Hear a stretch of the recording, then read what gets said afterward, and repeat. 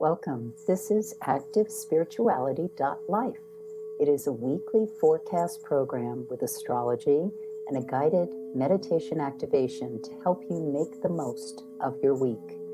It's run by Pamela Cucinell, that's me, the astrologer, and Suzy Meszoly, Master Healer. We invite you to find out more about our individual work. Suzy Meszoly, SuzyMeszoly-healer.com, or insightoasis.com for astrology. You can also find both of us at activespirituality.life, and we look forward to your joining us every week. Please share with your friends.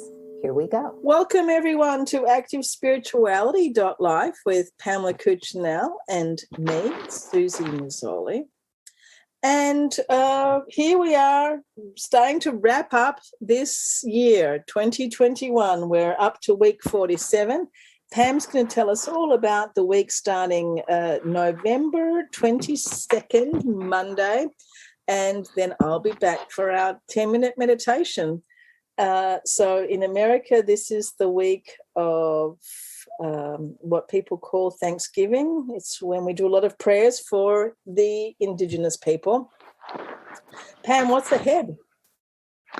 Okay, yes. Well, it does kind of depend on your town and state nowadays in the U.S. because there is a movement for Indigenous People Day, or a recognition of what that holiday really meant, all these overhauls. And I guess another reason I'm mentioning that is I spoke last week about the lunar eclipse that occurred, and I don't know how many of you actually watched it. I know Suzy's talks about how Buddhists feel one should go very internal and not get exposed to the eclipse, but it lasted over 6 hours. So which is something that doesn't happen that often.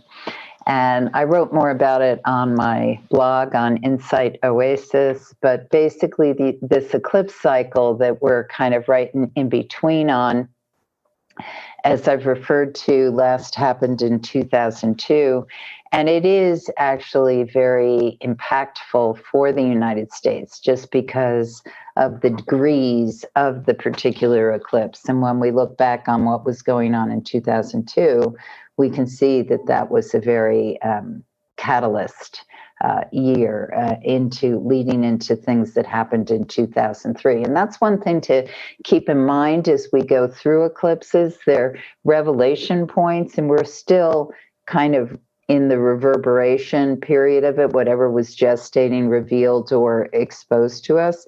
And what's interesting over the next couple of days of this week is that there are challenging days. This isn't one of the weeks where I say, oh, everything's flowing and blah, blah, blah. I mean, we will get that. But as we come into Monday, the 22nd, the moon is in the sign of Cancer. And so there will be a lot of emoting going on. So processing of emotions, people feeling, especially on Monday. Old wounds may come up. Inadvertently, you may bruise someone or open an old wound, or vice versa.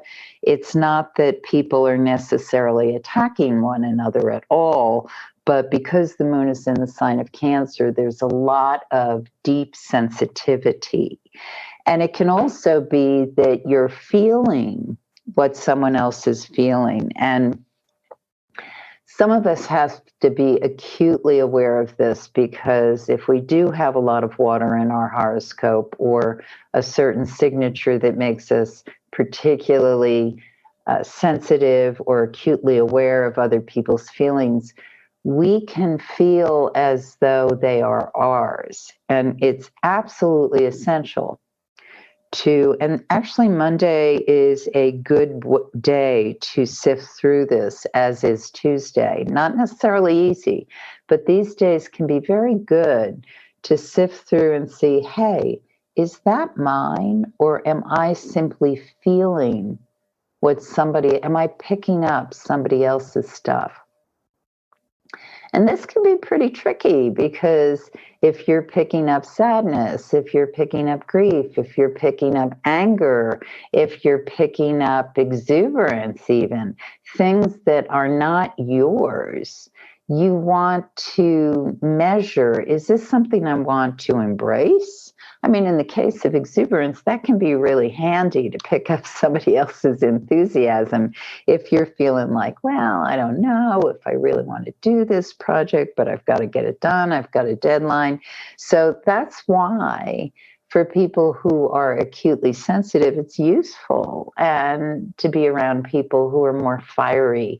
But again, we have to measure it, because if they're fiery and kind of get easily captured by anger or aggression, then that may not be something we want to own. So the nice thing about Monday and Tuesday, especially in consideration of the eclipse that happened last week, and we're still in the waning moon cycle, going through the processing of what is it that we really want to articulate on the physical plane, because that's a lot about what happens with the Taurus full moon. In the case it was also an eclipse, is it's informed by the Scorpio sun. We're still in the Scorpio sun energy, and so we're still at a place where deep feelings, a kind of intensity of what is it we're here to do. And the survival, the amygdala brain is really very heightened at this point. And it's interesting, I was reading about interoception. I think that's how it's said. One of the 8 senses of the body, they now say there are. And what this one does is it's when we feel our organs, feel our circulatory system, feel, and those of us who meditate regularly know what this is, because we actually check in to our bodies, or if you're energy workers, and you can measure in a medically intuitive way what's going on and feel that. And that kind of sensitivity is what is like really heightened over these next couple of days. Not necessarily easy, but as you can hear, potentially very rich and informative.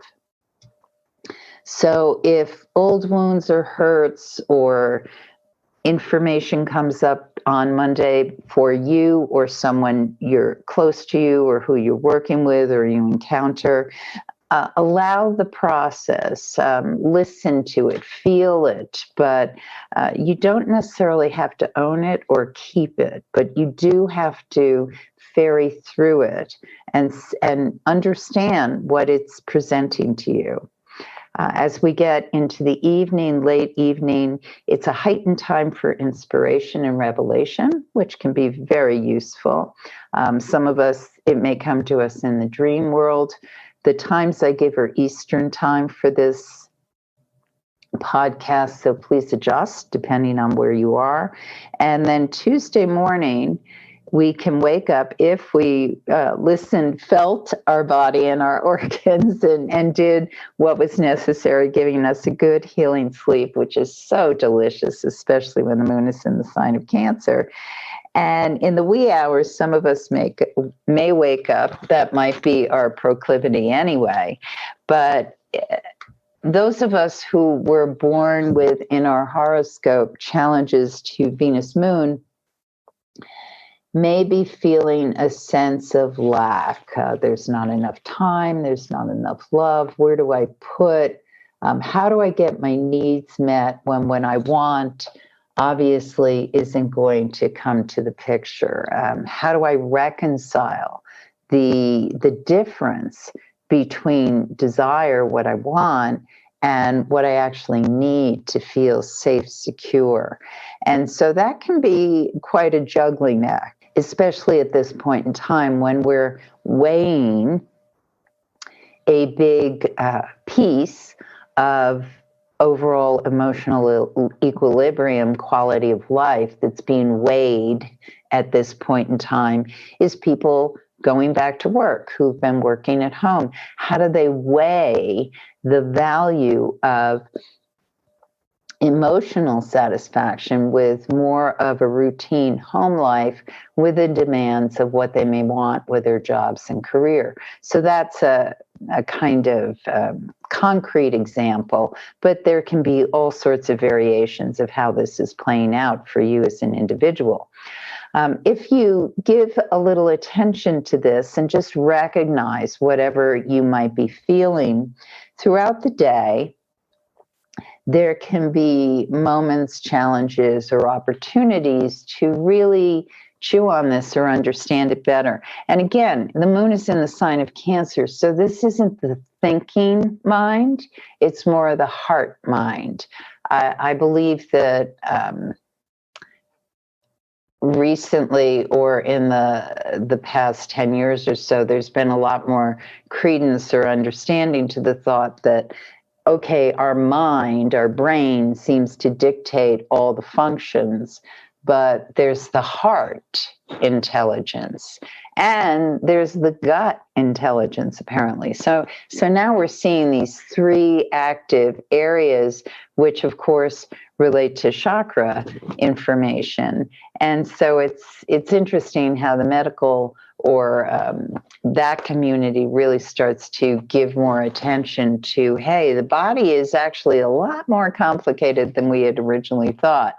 But when the moon is in the sign of Cancer, absolutely, it's an opportunity to tap into your heart's intelligence and the gut intelligence as well. Really allow that process, which is more fluid, more emotional, less logical, or Dr. Spock, or Mr. Spock rather, but it gives us as good, if not better, information for certain things going on in our life and our bodies. So the evening of Tuesday can be a bit challenging. It can be power struggles. There can be all kinds of dynamics happening. And the power struggles may be just within yourself, not necessarily another person or authority or situation in your life. But it's important, if possible, to again get to a point of somewhat processing with it. I can't use the word objectivity, even though as an Aquarius I would love to, because I don't think these couple of days necessarily lend a lot to objectivity. What they do lend to is to really understand how you're responding to whatever situation is in front of you, because we can modify our responses if we look at how am I reacting, and then what is the response that comes out of that reaction. That's the point, that kind of sweet spot that we can tweak when we allow ourselves at least enough processing to catch it before we hit the response point. And this year, actually this whole period with Pluto and Capricorn has been giving us a lot of information on what it is we actually put into our concrete reality, and is it really what we want to be manifesting and creating for our overall best survival and purpose on the planet at this point in time. So on Wednesday, the 24th, the moon goes void of course at 12:46 a.m. So it's really, you might view it as late in the evening on Tuesday night if you're up at that point in time. And that can be the real fraught kind of area. Some of us may have trouble falling asleep. What's important is to just release. The lesson always when Pluto is in a picture in the sky with the moon is we must recognize the points of the surrender, what we can't control. It really is the serenity prayer. We serve ourselves best when we relax into what may feel like the inevitable. But sometimes what happens when we're fighting the dragon so hard, all we can see is the dragon. We can't see what happens when we allow something else to come in, when we're not engaged in this fight. Picture Hercules battling with the Hydra, and he's just intently trying to slay this monster. But meanwhile, right behind him is a warrior or an angel or a entity that can provide aid. But that can't enter until he allows some space. So once the moon is void, it's void until 10:59 a.m. So this is a morning which, if possible, on the 24th, have a cup of tea, coffee, sit, chat with a friend, your loved ones. Don't rush breakfast if at all possible. If you must, be kind to yourself. Be gentle to yourself. Recognize that the real work does not kick in until the moon enters the sign of Leo at 10:59, and then we are moving. Leo is fire. It wants to move in the way it wants to move, passionate. We can get into some authority issues, recognize that some people aren't as committed to the overall goal as we'd like them to be, or maybe we're not committed to that overall goal. It's really important to consider, weigh, and look at whatever might feel like it's restricting you, because that might be self-restriction. It might be something that really is restricting you, or it may be time for you to stop the engagement with whatever this is. Sometimes our biggest restriction is we're partnering or working with dead weight, someone who will not do what it is that your directed goal is.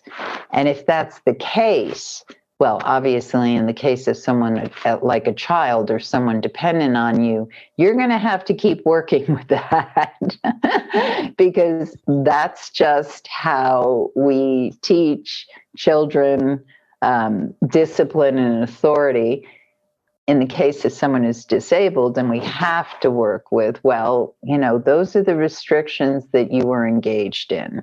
And the best thing to do in those situations is to recognize that we are in this self-imposed box.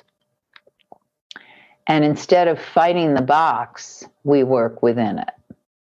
If we're in this box that's limiting and we don't want to be in it and we don't need to be in it, we're not responsible for it, then it's time to leave the box.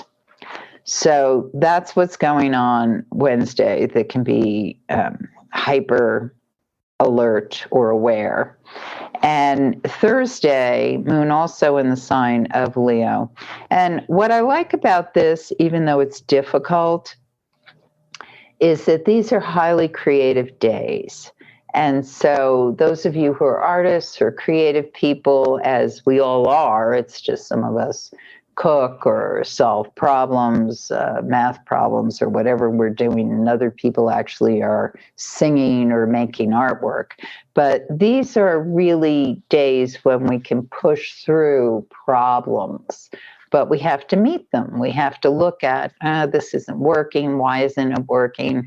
Oh, it's time to just scuttle this project and start again. That may be what you arrive at.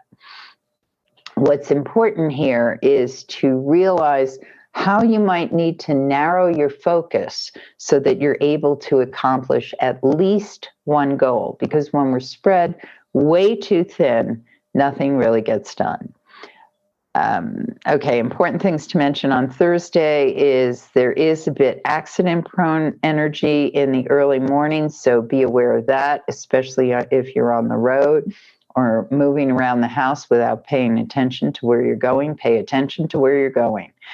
And in the evening, people can be very short-tempered. So again, certainly if you're on the road, be aware of that. But overall, just if you're going to argue with someone or get in an argument, recognize if you're willing to do the argument from a perspective that's more objective. Objectivity is something that's possible on this day. Or if you're just mad, or if the other person is just mad. If that's the case, then sometimes the best thing is to change channels, tone it down, do something that's not going to throw gas on the flame, which actually did happen to me as a young woman. Some idiot who was in my house threw gas on a flame. Yeah, that was quite an evening. And I had to tamp everything out, which was interesting because he totally panicked. And I was a Girl Scout. I just picked up a heavy rug and put everything out. But that's what you want to do. You want to just keep a cool head, find something to tamp it down, and make that happen. So on November 26th, Friday, the moon goes void of course at 11:24 a.m. And this can be just an exuberant kind of crazy morning. And that's why it's important to just focus on what's most important. Otherwise, you get out of the house or do whatever and realize you forgot something that was important. And the moon is void, of course, most of the day. It goes into the sign of Virgo at 9:12 p.m. And when the moon is void, of course, we do not want to start anything important. We don't want to make that call to that person we've been trying to get on the phone. We don't want to launch a business. We don't want to do things that, throw a party and expect a gazillion people to come because they won't. We just want to, with the moon in the sign of Leo, very creative. Ideas may not go anywhere, but if you're working on a project already in motion, boy, you can really cook it. It's great. So when the moon is in the sign of Virgo at 9:12 p.m., this sets up a weekend that's highly therapeutic. So take care of yourself, take care of projects that need to be wrapped up, have a focus on them, present yourself to an energy healer or a massage therapist, very deep work, meditate, do things that are about healing people, healing the planet, do things that make you feel like your hands are in contact with the earth plane and you feel the energy within them. And this works for Saturday and Sunday. Hanukkah begins at sundown, my calendar says, Sunday evening. What a delicious way to set up that with that moon in Virgo. Very, very beautiful. Definitely want a meditative, thoughtful, reflective morning on Sunday. And wow, it's just such a beautiful weekend to me. It feels like the prodigal son can come home. Fences can be mended. People can have really rich and wonderful conversations, either verbally or through touch or through food they share together.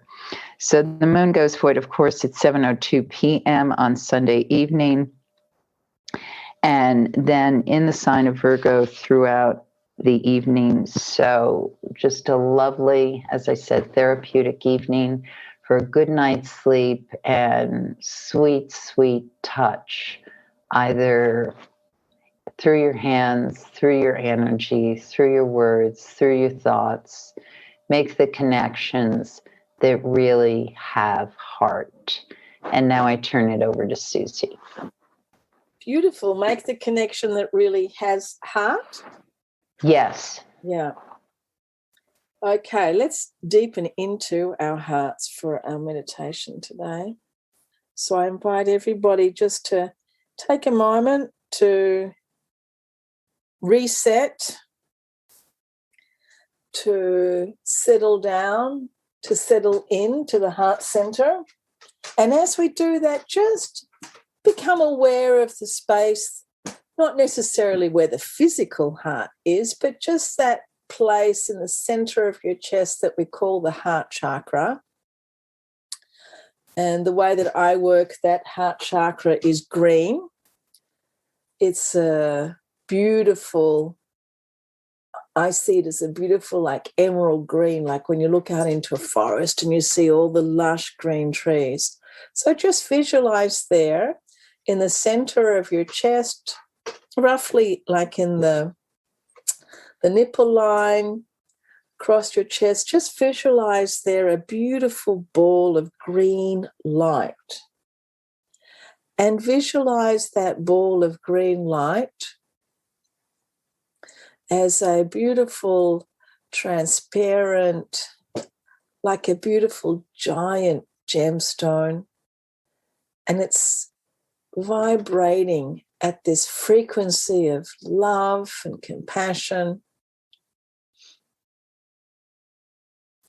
And when we actually visualize, we are changing, in many cases, we're actually changing the chemistry of the body. When we're visualizing, we are imprinting into our field information, and we're imprinting now this color of green, which actually has a very specific frequency. So it does actually change the physical body. It changes the mental and emotional body, in my experience. So really understand that when you're visualizing a color, you're actually doing something quite specific to yourself. So you want that color to be really clear, strong, not darker or lighter, but very specific, bright green. And as that bright green frequency is now sitting at the heart center, just bring your mind and your emotional state into a place of opening. That I am open to love. I am open to nurturing, to caring, to compassion. Both ways, receiving and giving. Some of us are really, really good at constantly just caring for others and giving lots of love, and we're not so used to receiving. So if you're one of those people, just open that heart up. Really, really let that beautiful green ball of light shine, and let yourself be open to receiving as well as giving. And even if we've been hurt, our heart has been broken, we've been burned, no matter what we've been through, let's just allow ourselves to open up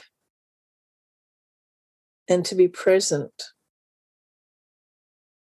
Because when we're protecting our heart, if we're like avoiding pain or avoiding suffering, if we're too scared to open up or be vulnerable or really open up our heart and let things be there, what can happen is that it can kind of shut down a little bit or a lot.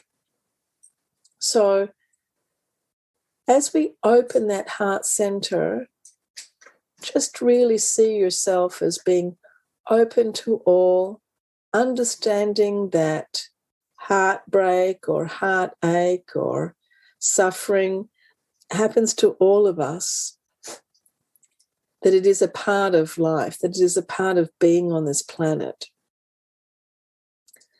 So there's a level of acceptance. It is what it is. People are what they are. Things happen as they happen. So as we just feel that energy now of your heart center opening up and that beautiful green light feel that light now opening up into other parts of your chest. Take a deep breath and just feel that. Take a few deeper breaths.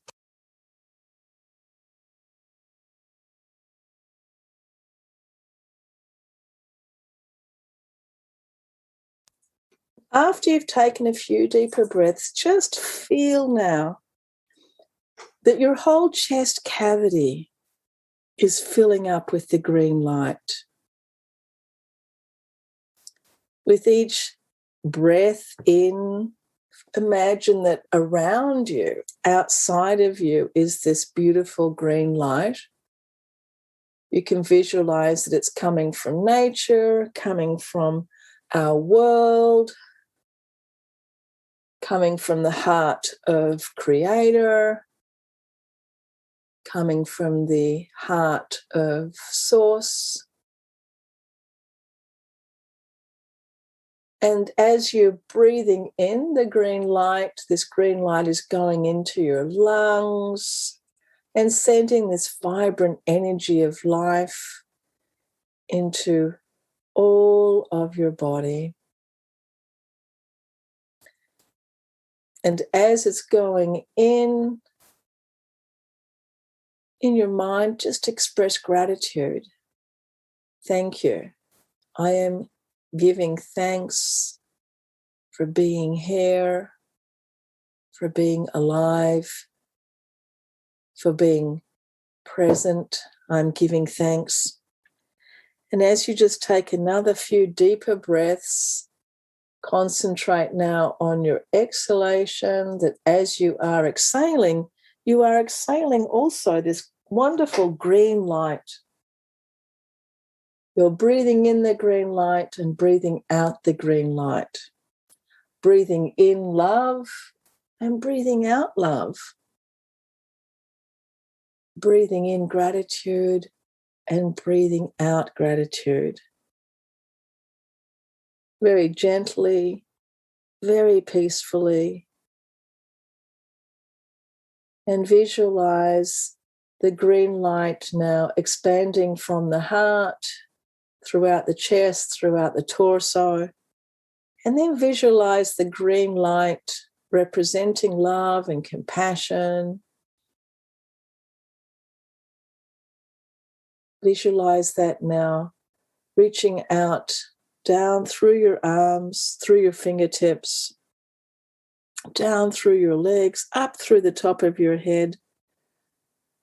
And your whole body now is vibrating beautiful emerald green, transparent light,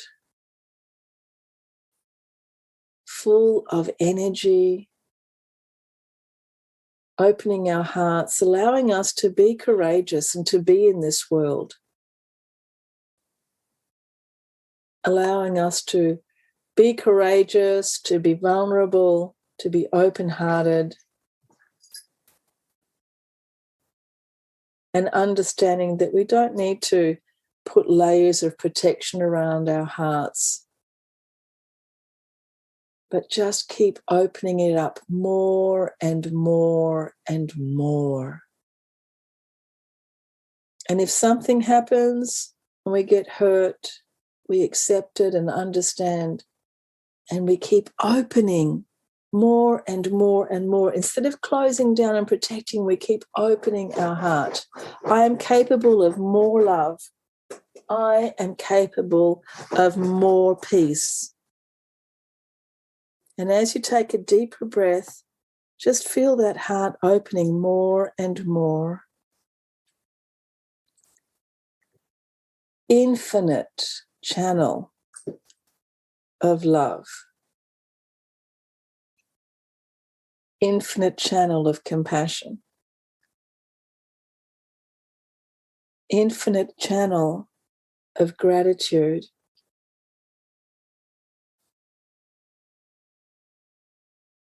And as we take a few deeper breaths, seeing that green ball of light around us, and then we send this frequency of compassion and gratitude out from our being to all beings everywhere. to the people that we know, the people that we don't know, sending love in all directions for all beings. Taking a deeper breath, opening our eyes. Thank you so much for being with us, and thank you, Pam, and we will see you next week. Thank you. Love now. You have been listening to Suzy Meszoly and Pamela Cucinell of ActiveSpirituality.life. If you've enjoyed this program, consider a donation. You can find the link for that, ActiveSpirituality.life. Regardless, we look forward to having you join us again for next week's podcast. Please share and have a great week.